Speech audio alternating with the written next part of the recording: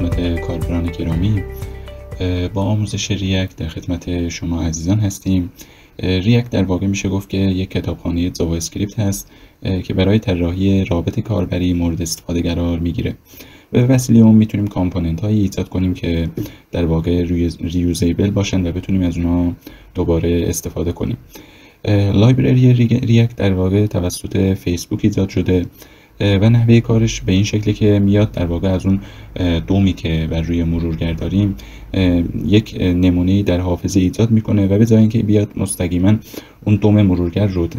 توش تغییرات ایجاد بکنه، تغییرات خودش رو بر روی اون دوم مجازی که ایجاد کرده اعمال میکنه و نهایتا بر روی دوم مرورگر اعمال میشه. حالا ما توی دوره جاوا اسکریپت در واقع نحوه کار کردن با دوم رو به صورت کامل توضیح دادیم و همچنین کسایی که در واقع اطلاعاتی در زمینه جاوا اسکریپت ندارن بهتری که قبل از این دوره آموزش جاوا اسکریپت رو مشاهده بکنن. خب برای توسعه اپلیکیشن ها با ریاکت ما در واقع به نود پکیج منیجر نیاز داریم که توی نود جی اس قابل دستیابی هست. برای نصب نود جی اس ما ابتدا باید بیایم به سایت نود جی اس که لینکش به این شکل است nodejs.org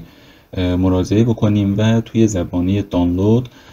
در واقع نرم افزار رو برای انواع سیستم عامل ها میتونیم دانلود کنیم. حالا بسته به سیستم عاملمون من اومدم اینجا از ویندوز اینستالر استفاده کردم که شما هم باید اگه سیستمتون ویندوز هست بیاین از این قسمت و بسته به معماری سی پی یویی که دارین در واقع اون ورژن مورد نیاز رو دانلودش کنیم که آموزشش رو هم من اینجا برای ویندوز ارائه میدم. حالا برای سایر سیستم هم در واقع آموزشاش توی اینترنت هست، اگه نیاز بود میتونین به اونا هم مراجعه بکنین. حالا نصبش هم چیز خاصی نداره و خیلی ساده هست. شما بعد از اینکه اومدین در واقع این فایل MSI رو دانلود کردین روش دابل کلیک میکنین و به این شکل با اولین پنجره نصب در واقع ویزارد نود جی اس روبرو خواهد شد که بر روی دکمه نکست کلیک میکنین و بعد از اون مسیری که باید این نود جی اس اجرا بشه رو نصب بشه رو انتخاب میکنین که به صورت پیش‌فرض بر درایوی که سیستم عامل بر روی اون نصب هست خودش به صورت اتوماتیک اونجا نصب میشه و نهایتا روی گزینه نکست کلیک میکنین و توی پنجره بعدی در واقع اون ویژگی هایی که میخواین نصب بشه رو انتخاب میکنین که به صورت پیش‌فرض در واقع همشون انتخاب شده و شما نیازی نیست که اینا رو تغییرات بدین و مخصوصا این نود پکیج منیجر و اد تو پس هم انتخاب بشه که خودش بیاد به صورت پیش‌فرض اون پکیج منیجری که بهش نیاز داریم و همچنین به خاطر اینکه بتونیم در واقع از روی کامند لاین بهش دسترسی داشته باشیم این دو تا گزینه رو باید انتخاب شده باشن که به صورت پیش‌فرض در واقع همشون انتخاب شدن و نیازی نیست که توشون تغییرات بدیم. و نهایتا بر روی گزینه نکست کلیک میکنیم و دوباره بر روی اینستال کلیک میکنیم و خودش میاد دیگه همه چی رو نصب میکنه و نهایتا بر روی دکمه فینیش کلیک میکنیم که با این کار در واقع نود جی اس بر روی سیستم عامل ما نصب میشه. بعد از اینکه نود جی اس رو نصب کردیم ما برای ایجاد اولین پروژه حالا طبق اون در واقع چیزی که بر روی سایت رسمی ریاکت که در واقع این سایت توسط فیسبوک ایجاد شده، حالا اون چیزی که اینجا نوشته برای ایجاد یک اپلیکیشن ما نیاز داریم که نود ورژن 14 به بالا رو توی سیستممون برای توسعه اپلیکیشن داشته باشیم. دقت کنین که این در واقع نود فقط هنگام در واقع توسعه و یا دیولپ برنامه‌های ریاکت مورد نیاز هست و ما توی محیط اجرا و یا پروداکشن نیازی به نود نداریم و فقط توی در واقع همون محیط توسعه باید این نود رو نصب کنیم. خب بعدش حالا میتونیم ما به وسیله پکیج منیجرهای مختلف بیایم در واقع این اپلیکیشنمون رو ایجاد بکنیم که برای این کار ابتدا باید کامند لاین رو باز بکنیم. حالا بسته به اون در واقع درایوی که میخوایم اپلیکیشن رو داخلش ایجاد بکنیم، من مثلا توی درایو جی حالا یک مسیری رو به این شکل ایجاد کردم که CD میزنم و به اون مسیر مراجعه میکنم همچنین میتونیم نود رو هم تست بکنیم که ببینیم مثلا به درستی نصب شده یا نه. برای این کار میتونیم نود تشبیه بنویسیم که اون ورژن نودی که در حال حاضر در واقع بر روی سیستم نصب هست رو به ما نشون بده که اینجا ورژن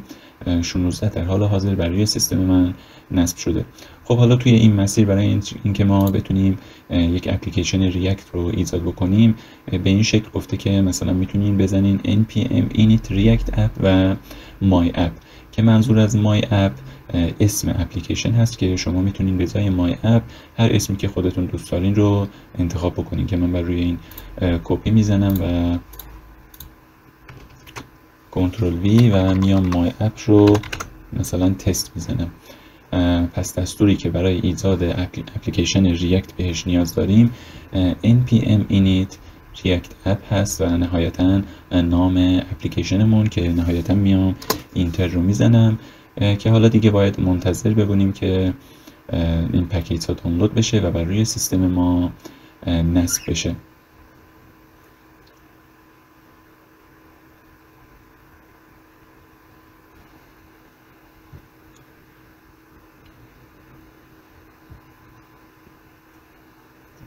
حالا مزایایی که این ریاکت داره در واقع به وسیله اون ما میتونیم سینگل پیج اپلیکیشن هایی تولید بکنیم که استفاده از اون در حال حاضر میشه گفت که به شدت افزایش پیدا کرده و همچنین میتونیم ما اپلیکیشنی که در واقع ایجاد کردیم رو به وسیله در واقع پروگرسیو وب اپلیکیشن ها و یا تراستد وب اپلیکیشن ها به یک اپلیکیشن در واقع قابل نصب و قابل آپلود توی استورهایی مثل گوگل پلی و همچنین در واقع اپ استور تبدیل بکنیم که کاربران حتی بتونن از اونجا هم اپلیکیشن ما رو نصب بکنن بر روی گوشی موبایلشون و بهش دسترسی داشته باشن.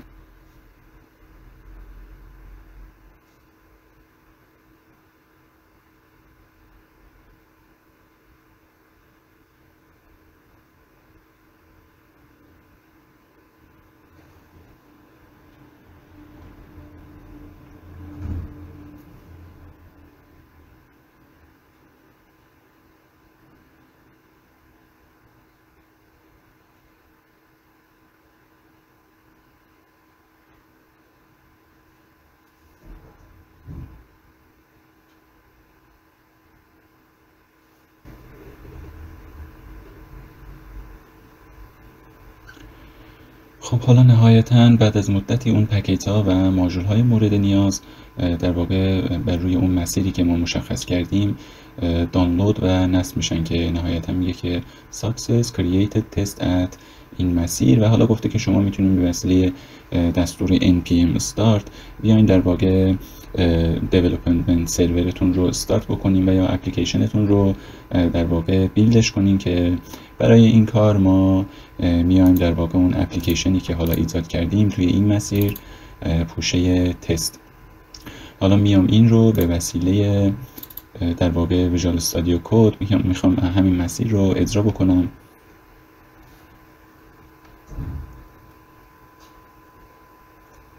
خب فایل اوپن فولدر میزنم و خب توی مسیر درایو جی پوشه ریاکت و پوشه تست رو انتخاب میکنم.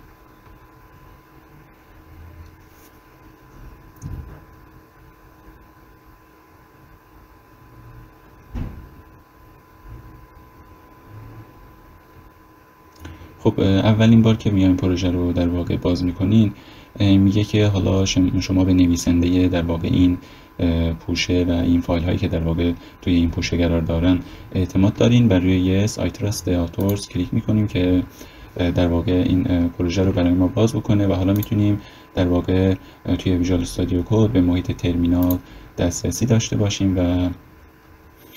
نهایتا میتونیم همون دستوری که در واقع اینجا گفته بود رو npm start رو از اینجا اجرا بکنیم. حالا رفته رفته با سایر دستورها هم آشنا خواهیم شد. من میام توی این قسمت و میزنم npm start اینتر میزنم و این شروع میکنه که در واقع پروژه‌ای که ایجاد شده رو برای من اجرا بکنه که باید منتظر بمونیم که اینو اجرا بکنه.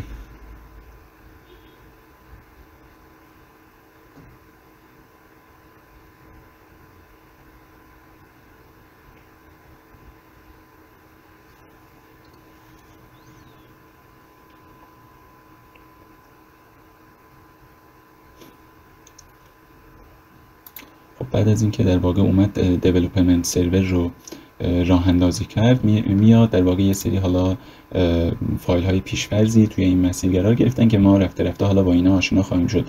میاد اون در واقع فایل ایندکسی که به صورت پیش‌فرض ایجاد شده رو برای ما توی مرورگر اجرا میکنه که الان اومده بر روی لوکال هاست روی پورت 3000 این فایل رو میخواد اجرا بکنه.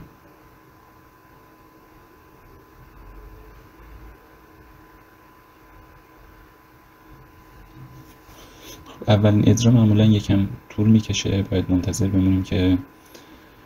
خب به صورت در واقع موفقیت آمیز تونسته اینو کامپایل بکنه و نوشته که شما میتونید در واقع بر روی لوکال هاست و پورت 3000 به این دسترسی داشته باشین و یا هم توی شبکه‌تون هم میتونید به جای لوکال هاست با استفاده از اون آی پی که در واقع این سیستممون داره به این در واقع پروژه دسترسی داشته باشین. خب پس به این شکل ما اومدیم Node.js رو نصب کردیم، اولین پروژهمون رو ایجاد کردیم و تونستیم که اولین اپلیکیشن ریاکتمون رو اجرا بکنیم که اگه شما هم در واقع به طور صحیح مراحل رو جلو برین نهایتاً با همچین پنجره‌ای روبرو خواهید شد. خب که حالا ما میایم اینو به مرور در واقع تغییرات مورد نیاز خودمون رو بر روش اعمال میکنیم. خب حالا جلسه اول تا همینجا کافیه، ما بقیشو توی جلسات بعدی توضیح خواهم داد.